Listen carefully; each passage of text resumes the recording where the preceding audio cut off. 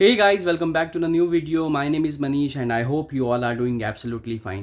तो दोस्तों, अगर आप किसी भी इंडस्ट्री में काम कर रहे हो या सर्विस बेस्ड कंपनी में काम कर रहे हो, जैसे TCS, इन्फोसिस, विप्रो या कोई भी IT में कोई भी कंपनी आप ले लो, और आप अंदर ही अंदर अगर ये सोच रहे हो कि यार मुझे इससे कुछ बेटर करना है तो MBA ही कर लेता हूँ, तो ट्रस्ट मी, आप अकेले नहीं हो। हर साल जो लाखों IT प्रोफेशनल है ये सवाल खुद से पूछते हैं और ब्लाइंडली MBA करने चले जाते हैं। लेकिन सच क्या है? क्या MBA एक मैजिक वॉन्ड है जो आपको सब कुछ ठीक करके दे देगा? क्या वो एक जादुई छड़ी है जो आप घुमाओगे और आपकी ज़िंदगी में सब कुछ ठीक हो जाएगा? कुछ लोग कहते हैं कि एक वेस्ट ऑफ टाइम है, लेकिन जो सच है वो बीच में कहीं है। आज इस वीडियो में हम देखेंगे कि MBA करना वर्थ है या नहीं है, रियल नंबर्स के साथ, और कुछ ऑनेस्ट फ्रेमवर्क जिससे आप खुद डिसाइड कर सकते हो कि आपको MBA करनी चाहिए या नहीं करनी चाहिए। तो आज की वीडियो में हम यही सब डिस्कस करने वाले हैं। आई होप आप लोग को आज की वीडियो पसंद आएगी। वीडियो शुरू करने से पहले अगर आपने मेरे चैनल को सब्सक्राइब नहीं किया है तो प्लीज़ मेरे चैनल को सब्सक्राइब करें, वीडियो को लाइक करें और वीडियो को अपने दोस्तों के साथ शेयर करें। तो चलिए इस वीडियो को शुरू करते हैं। सबसे पहले हम लोग ये समझते हैं कि जो लोग हैं वो सर्विस बेस्ड कंपनी से भाग के MBA क्यों करना चाहते हैं। तो जो कुछ कॉमन रीजंस है मैं वो आपके सामने लाता हूँ। सबसे पहला है रेपिटेटिव लो ओनरशिप काम। टेस्टिंग, मेंटेनेंस, सपोर्ट रोल है जहाँ ग्रोथ बहुत ज़्यादा स्लो लगती है। लोग उससे एस्केप करने के लिए MBA का राउट जो है वो अपनाते हैं। दूसरा है सैलरी ग्रोथ प्लेट्यू, मतलब वही आपको 5 से 6% एनुअल हाइक मिलती हैं जो इन्फ्लेशन के आगे काफ़ी ज़्यादा कम लगती है। तो उसके लिए भी लोग सोचते हैं कि MBA करता हूँ और मेरे को एक अच्छा हाई सैलरी वाला पैकेज लग जाएगा। बेंच एंजाइटी और अनक्लियर करियर पाथ। मैनेजर या लीडरशिप रोल तक पहुंचने में उन्हें लगता है कि काफ़ी ज़्यादा टाइम लग जाएगा, तो MBA करके मैं सीधा ही मैनेजरियल पोजीशन में लग जाऊंगा। और MBA इन सब के लिए एकमात्र रास्ता जो है वो उनको नज़र आता है। उनको लगता है कि MBA करने से उनको मिलेगा नया डेजिग्नेशन, बेटर पे और कॉरपोरेट रिस्पेक्ट। लेकिन यहाँ पे सबसे बड़ी गलती हो जाती है। लोग MBA को सिर्फ IT से भागने का टूल समझते हैं, लेकिन असल में MBA एक स्पेसिफिक डायरेक्शन में जाने का टूल है।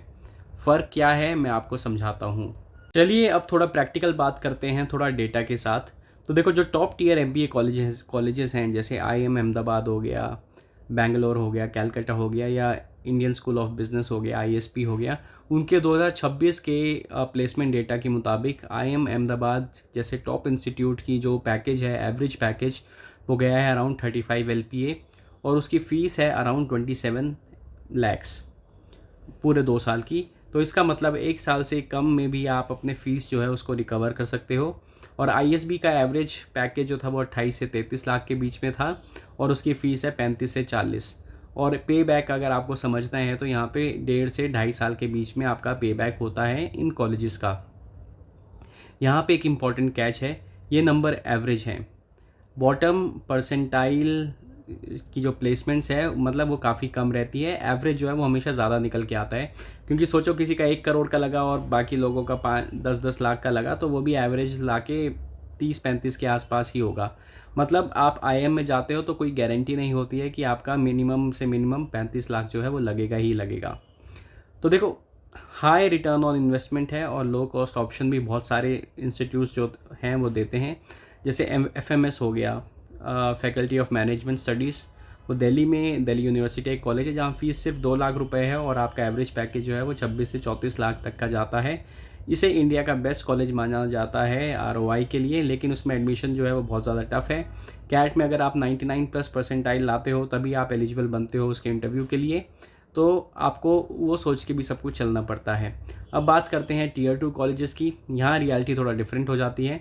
यहाँ का एवरेज पैकेज जो है वो 7 से 10 लाख के आसपास जाता है, जो कि IT इंडस्ट्री के करंट सैलरी स्ट्रक्चर से कोई ज़्यादा डिफरेंट नहीं है। और अगर आप 2 साल का एक करियर ब्रेक लेके अगर वहाँ से MBA करते हो और आपका जो पैकेज है वो 7 से 8 का लगता है, तो कहीं ना कहीं आपकी ROI जो है वो नेगेटिव भी हो सकती है। और अगर Tier 3 की बात करें तो वहाँ पे प्लेसमेंट लगना ना लगना ये सिर्फ तुक्के की बात है। अगर आप ऑफ कैंपस लग गई तो लग गई, इंस्टीट्यूट में कोई कंपनीज नहीं आती और इंस्टीट्यूट की जो है कोई रिस्पेक्ट भी नहीं होती है मार्केट में। तो देखो, MBA का ROI डिपेंड करता है आपके कॉलेज के ऊपर, ना कि आप जनरलिकली अगर आप सिर्फ MBA के पीछे भाग रहे हो तो वो भी डिपेंड नहीं करते। आपको कॉलेज जो है वो सोच समझ के चूज़ करना है। आपको वही कॉलेज चूज़ करना है जो आपको एक अच्छा ROI दे। अगर ROI कम है तो आपको ये माइंड में लाना है कि मुझे एमबीए करनी है इस कॉलेज से, नहीं करनी है, सिंपली जस्ट मैं एमबीए टैग के लिए भाग रहा हूँ। देखो गाइस, एमबीए भी बहुत टाइप की होती है। फुल टाइम एमबीए होती है, एग्जीक्यूटिव एमबीए होती है, ऑनलाइन और डिस्टेंस एमबीए भी होती है। तो काफ़ी ज़्यादा लोग जो हैं वो कन्फ्यूजन में रहते हैं कि हमें कौन सी एमबीए करनी चाहिए। तो चलो मैं आपको दो तीनों के बारे में बताता हूँ कि आपका एक्सपीरियंस कितना है तो आप कौन सी एमबीए को चूज़ कर सकते हो। तो देखो, सबसे पहले हम बात करते हैं फुल टाइम एमबीए की। वो आपको कब करनी चाहिए? अगर आप करियर को एक नया डायरेक्शन देना चाहते हो, जैसे आप आईटी से कंसल्टिंग में मूव करना चाहते हो, इन्वेस्टमेंट बैंकिंग में मूव करना चाहते हो, प्रोजेक्ट मैनेजमेंट में मूव करना चाहते हो, तो ये फॉर्मेट जो है ये आपको आपकी करियर को एक नया डायरेक्शन देगा, एक नई ब्रांड इस्टेब्लिश करेगा और आपको एक फ्रेश स्टार्ट देता है। लेकिन इसकी कॉस्ट जो है वो थोड़ा ज़्यादा होती है। जैसे कि मैंने आपको बताया, 2 साल के एमबीए की अगर आपको ओवरऑल कॉस्ट लेके चलनी है तो आपको 20 से 25 लाख रुपए करना पड़ेगा। ये कब आपके लिए बेनिफिशियल रहता है? जब आपका 2 से 3 साल का एक्सपीरियंस हो तो आप फुल टाइम एमबीए की तरफ जा सकते हो। दूसरी हम बात करना चाहेंगे एग्जीक्यूटिव एमबीए की। एग्जीक्यूटिव एमबीए मोस्टली जो ऑर्गेनाइजेशंस, जो कॉलेजेस हैं वो ऑफ़र करते हैं 1 साल के लिए या वीकेंड के लिए भी। और इसमें यूजुअली एक कैप रहता है कि आपका मिनिमम 4 साल प्लस एक्सपीरियंस होना चाहिए। काफ़ी इंस्टीट्यूट्स का जो होता है वो 5 साल प्लस एक्सपीरियंस भी होता है। तो देखो, अगर आपको ऑलरेडी काम करते करते 5 प्लस साल का एक्सपीरियंस हो चुका है और आप अपनी इंडस्ट्री में ही अपवर्ड मूव करना चाहते हो, जैसे आप टेक लीड से डिलीवरी मैनेजर बनना चाहते हो या डिलीवरी डायरेक्टर बनना चाहते हो, तो एग्जीक्यूटिव एमबीए जो है वो आपके लिए फ़िट है, क्योंकि आप लोग उसमें अपनी जॉब नहीं छोड़ते हो और साथ साथ पढ़ते रहते हो। कोई कोई कॉलेजेस होते हैं जिसमें 1 साल आपको इन कैंपस देना पड़ता है, तो उसमें आपको आपकी जॉब छोड़नी पड़ती है। पर उन कॉलेजेस में जो होता है वो आपकी ऑन कैंपस प्लेसमेंट का भी फैसिलिटीज़ और प्रोविजंस होता है, तो उसके लिए आपको चिंता करने की ज़रूरत नहीं है। जो तीसरे टाइप की एमबीए है वो है ऑनलाइन और डिस्टेंस एमबीए।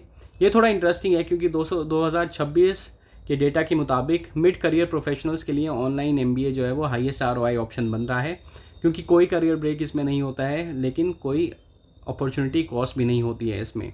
लेकिन इसमें ब्रांड वैल्यू उतनी स्ट्रॉन्ग नहीं होती है, क्योंकि जो काफ़ी ऑर्गेनाइजेशंस हैं वो आपका इंटरव्यू लेते टाइम आपसे स्पेसिफिकली ये पूछते हैं कि आपने जो एमबीए है वो आपने फुल टाइम की है या आपने पार्ट टाइम की है। और मोस्टली केसेस में जो पार्ट टाइम एमबीए है वो एलिजिबल नहीं रहती है आपके फ्रेशर रोल के लिए और कभी कभार एक्सपीरियंस रोल के लिए भी। लेकिन कोई कोई ऑर्गेनाइजेशंस हैं जो ऑनलाइन एमबीए को भी दर्जा देती हैं। तो एमबीए सबसे ज़्यादा जो लोग प्रेफर कर रहे हैं आजकल वो है ऑनलाइन और डिस्टेंस एमबीए, क्योंकि ये सस्ती होती है, इसकी फ़ीस कम रहती है और आपको आपके रिज्यूमे में एक डिग्री भी ऐड ऑन हो जाती है, जो कि फ्यूचर में जाके कहीं ना कहीं आपके लिए बेनिफिशियल ही होती है। तो ये 3 टाइप की एमबीए मैंने आपको बताई, कब आप उसको चूज़ कर सकते हो और कौन से करियर के ईयर ऑफ एक्सपीरियंस में आप किसकी तरफ जा सकते हो, ये मैंने आपको इस सेक्शन में बताया। दोस्तों, अब हम बात करेंगे कि एमबीए कब वर्थ है आप लोगों के लिए। एमबीए का डिसीजन आपके लिए कब सही रहेगा? सबसे पहले, अगर आप अपने करियर को स्विच करना चाहते हो, जैसे कि मैंने आपको बताया, अगर आप आईटी से कंसल्टिंग की तरफ मूव करना चाहते हो, प्रोडक्ट मैनेजमेंट की तरफ मूव करना चाहते हो, या आप जनरल मैनेजमेंट की तरफ मूव करना चाहते हो, या आप सप्लाई चेन मैनेजमेंट की तरफ मूव करना चाहते हो, जहाँ टेक्निकल स्किल्स के अलावा भी आपका बिजनेस एक्यूमेंट जो है वो काम में आता है, तो तब आप अपने करियर को एक नया डायरेक्शन देने के लिए आप एमबीए कर सकते हो। अगर आपकी ये इच्छा है कि आप टॉप टियर इंस्टीट्यूट में एडमिशन लेना चाहते हो, तो उसके लिए भी जहाँ प्लेसमेंट जो है वो 30 से 35 एलपीए के बीच में जो एवरेज प्लेसमेंट रहती है, तो आप उस टाइम पे जो है अपना एमबीए को चूज़ कर सकते हो।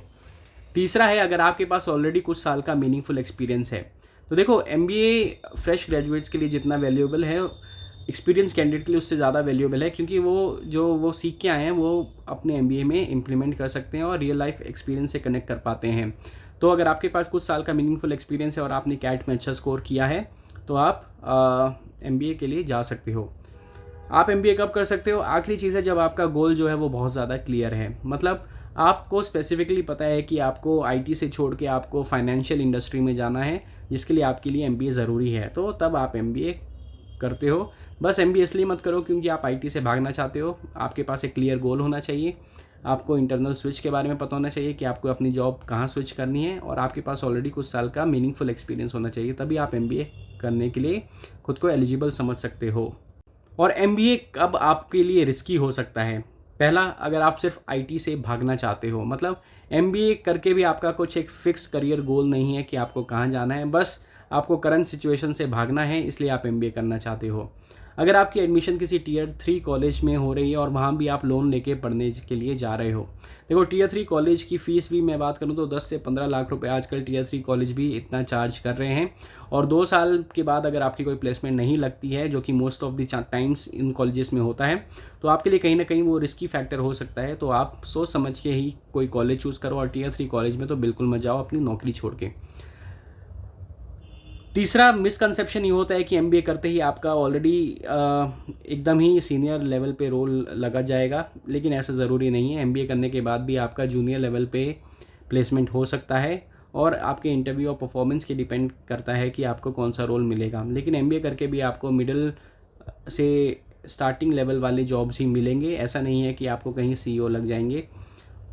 पर अगर आप अच्छे कॉलेज से कर रहे हो तो आप एक अच्छे एनालिस्ट लेवल पे ज्वाइन कर सकते हो किसी बिग कंसल्टिंग फर्म को। एमबीए लास्ट अगर आपको कब नहीं करना चाहिए, कब आपके लिए रिस्की है, कि अगर आपका ऑलरेडी जो करंट पाथ है, जो आपका करंट प्रोग्रेशन है अपनी करंट कंपनी में आफ्टर योर बीटेक या आफ्टर योर ग्रेजुएशन, वो काफ़ी ज़्यादा ग्रोथ ट्रेजेक्ट्री पे चल रहा है। मतलब आप 1-2 स्विच मार चुके हो, आपको ऑलरेडी 10 लाख से ऊपर की सैलरी है, और आपको लीडरशिप एक्सपीरियंस मिल रहा है, आपको क्लाइंट इंटरेक्शन मिल रहा है, तो शायद आपको एमबीए नहीं करनी चाहिए। आपको वही अपना पाथ कंटिन्यू करके वहीं पे ही अच्छे से ग्रो करना चाहिए। तो दोस्तों यही थी आज की वीडियो। आई होप आप लोग को आज की वीडियो पसंद आई होगी। इसमें मैंने डिस्कस किया कि लोग एमबीए क्यों करते हैं, और एमबीए करने से क्या आपको श्योर शॉर्ट सक्सेस मिलेगी, क्या आप आईटी से बच पाओगे, क्या आप कोडिंग से बच पाओगे, ये मैंने इस वीडियो में डिस्कस किया। आपको कब एमबीए करनी चाहिए, कब एमबीए नहीं करनी चाहिए, कब एमबीए आपके लिए रिस्की हो सकती है, कब आपके लिए एमबीए रिवॉर्डिंग हो सकती है, ये सब मैंने इस वीडियो में बात की।